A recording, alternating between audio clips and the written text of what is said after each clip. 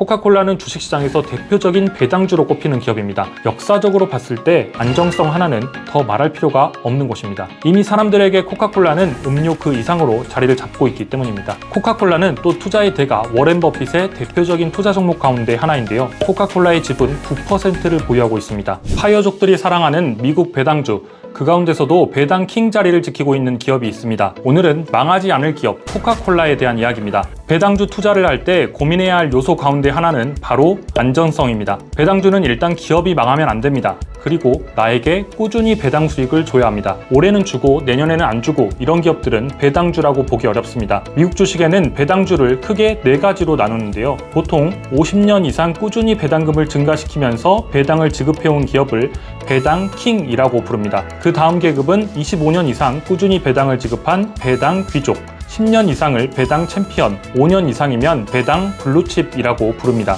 배당 킹에는 우리에게도 익숙한 베이비로션, 존슨앤존슨도 있고 포스트잇 회사 3M, 그리고 오늘의 기업 세계인이 사랑한 음료 회사 코카콜라가 있습니다. 코카콜라의 역사를 알게 되면 일단 이 회사가 100년이 지나도 망하진 않겠구나 라는 생각이 들 겁니다. 세계인이 130년간 한결같이 사랑한 음료 코카콜라. 코카콜라는 1886년 한 약사의 손에서 시작됐습니다. 미국 조지아주 애틀란타에서 약사로 일하고 있었던 존 펜버턴이라는 인물이 있었습니다. 존 펜버턴은 연구실에서 여러 가지 약재를 섞으며 새로운 약재를 찾는 것을 즐겼습니다. 그러던 어느 날 오후 두통약을 만들기 위해서 약재를 만들던 중에 새로운 액체를 만들었습니다. 그 액체에 탄산수를 더해서 약국에 온 손님들에게 맛을 보게 합니다. 손님들의 반응이 좋자 존 펜버턴은 이 음료를 5센트에 팔기 시작합니다. 펜버턴의 친구이자 회계 담당이었던 프랭크 로빈스는 이 액체에 코카콜라라는 이름을 붙이고 독특한 서체로 브랜드 로고까지 만들어줬습니다.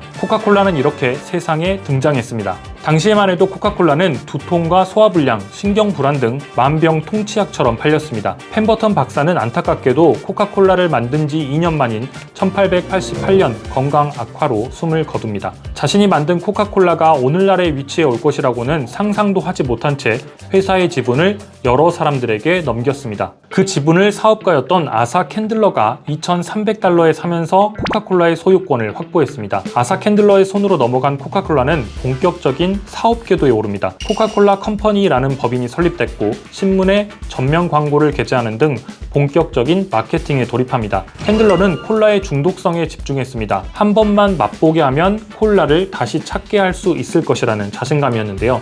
그래서 무료 쿠폰을 무차별적으로 뿌립니다. 이렇게 뿌려진 무료 쿠폰이 20년간 무려 850만 개의 코카콜라로 교환될 정도였습니다. 공격적인 마케팅의 성공으로 1895년 미국의 모든 지역에서 코카콜라가 소비되기 시작합니다. 캔들러는 코카콜라를 병에 담아 파는 보틀링이라는 권리를 팔기 시작합니다. 보틀링 공장을 각 지역에 다 지을 돈이 없으니 지역의 계약을 맺은 사람에게 코카콜라를 병에 담아 팔 수 있도록 한 겁니다.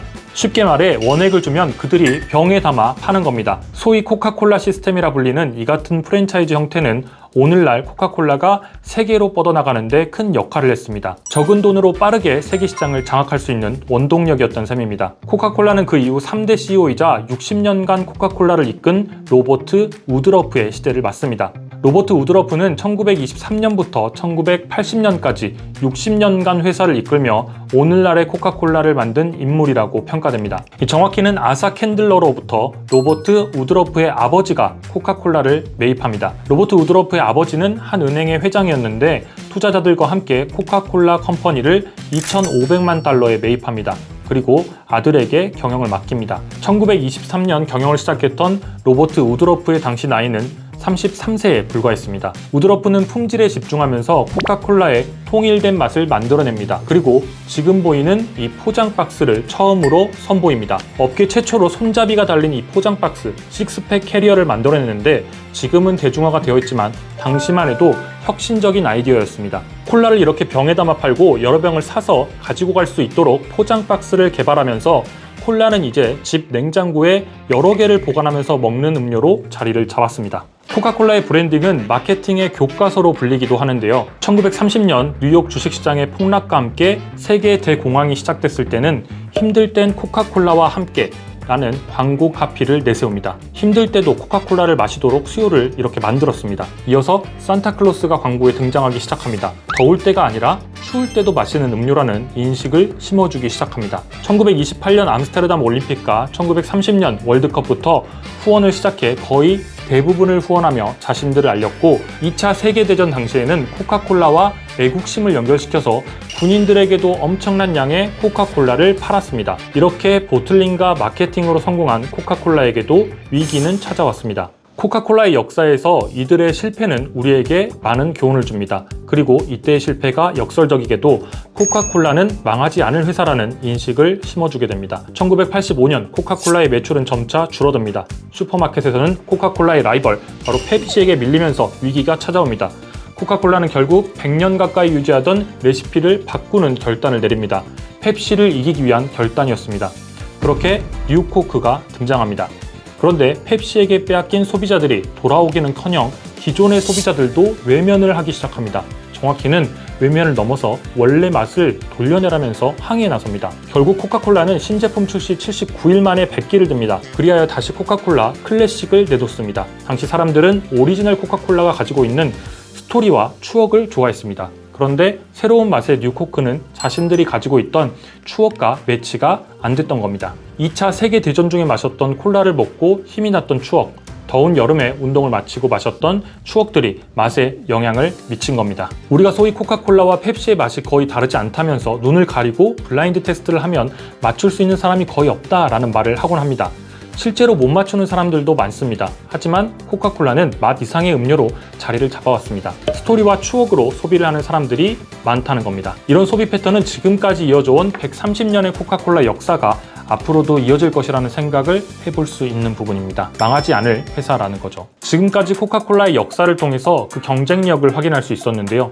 이제 코카콜라 투자에 대한 이야기를 이어가 보도록 하겠습니다. 코카콜라는 주식시장에서 대표적인 배당주로 꼽히는 기업입니다. 역사적으로 봤을 때 안정성 하나는 더 말할 필요가 없는 것입니다. 이미 사람들에게 코카콜라는 음료 그 이상으로 자리를 잡고 있기 때문입니다. 코카콜라는 또 투자의 대가 워렌 버핏의 대표적인 투자 종목 가운데 하나인데요. 코카콜라의 지분 9%를 보유하고 있습니다. 버핏의 버크셔 해스웨이는 지난해 코카콜라로부터 배당금으로만 7억 4천만 달러를 받았습니다. 이 투자 원금이 13억 달러인 점을 고려하면 2년에 한 번씩 투자 원금을 회수하고 있는 셈입니다. 그렇다면 우리가 배당주 코카콜라에 투자를 했을 때 우리는 얼마를 받을 수 있는지 한번 보겠습니다. 환율을 고려해서 계산 편의상 코카콜라에 1,300만 원을 투자한다고 가정해 보겠습니다.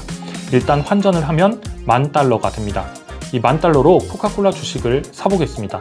코카콜라 주식은 현재 시장에서 60달러 선에서 움직이고 있습니다. 10,000달러로 코카콜라 주식을 사면 총 166주를 살 수 있습니다. 코카콜라는 1년에 4분기로 나눠서 분기별로 배당금을 줍니다. 4월, 7월, 10월, 12월 이렇게 총 4번에 걸쳐서 배당금을 지급합니다. 예를 들어서 1분기는 3월 15일 기준으로 등록 주주를 대상으로 4월 1일에 배당금을 지급하는 방식입니다. 당연히 배당 나길 전에 사야 배당금을 받을 수 있는데 한국 투자자분들 입장에서는 휴일과 시차 등을 고려하면 조금 여유 있게 사시는 것을 추천드립니다. 다시 보면 우리가 1,300만 원을 투자해서 총 10,000달러로 코카콜라 주식 166주를 샀습니다. 그렇다면 올해 1분기를 기준으로 한 주당 배당금은 0.46달러입니다. 우리는 166주를 가지고 있으니까 분기마다 76.36달러를 받을 수 있습니다. 총 4개 분기를 받게 되니까 1년 동안 받는 돈은 305.44달러가 됩니다. 10,000달러를 투자했을 경우에 1년에 305달러 정도를 받을 수 있는 겁니다. 즉, 연 배당률은 3% 정도가 됩니다. 이 코카콜라의 주가가 60달러일 때를 기준으로 연 수익률이 3% 정도 되는 겁니다. 코카콜라는 지금까지 꾸준히 배당을 늘려왔습니다. 경기 침체가 왔을 때 경기 방어를 목적으로 혹은 장기적인 배당주 투자를 고민하는 분들이라면 코카콜라를 한번 살펴보는 건 어떨까요? 오늘 준비한 영상은 여기까지입니다. 시청해주신 여러분 감사합니다. 오늘 영상이 도움이 되셨다면 구독과 좋아요, 댓글까지 부탁드립니다. 더 재미있는 콘텐츠로 찾아뵙도록 하겠습니다.